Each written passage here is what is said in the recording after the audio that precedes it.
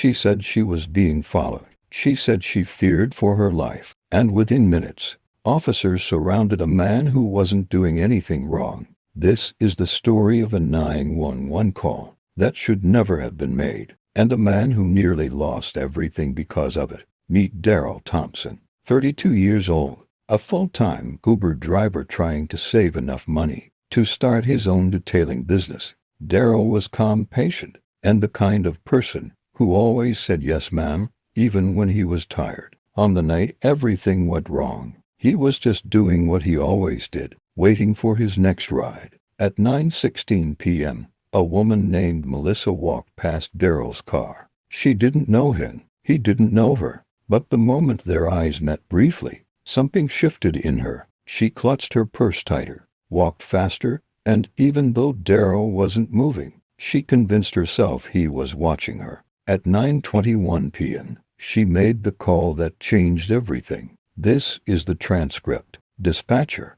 what's your emergency? Melissa, there's a man following me. He's in a car. I don't feel safe. Dispatcher, is he threatening you? Melissa, not yet, but he keeps staring. The dispatcher asked for details, but fear is persuasive, even when it isn't based on anything real. And that's when things got worse. Daryl started his car to pick up his next rider. Innocent, routine, but to Melissa, hearing the engine turn over confirmed her worst fear. She told the dispatcher, he's coming after me. But Daryl wasn't following her. He was following his GPS. Officers arrived fast. They blocked off the entire street, boxed in Daryl's car, and shouted for him to step out with his hands up. Daryl froze. He had no idea what was happening. He'd survived encounters like this before. He knew one wrong move could turn confusion into tragedy. So he stayed still. He said, I'm an Uber driver. I'm just waiting for a ride. But fear made Melissa certain she was a victim. And fear made the officers certain Daryl was a threat. He kept asking, what did I do? What did I do? But no one answered. And in that moment, Daryl realized something. He wasn't being judged for what he did.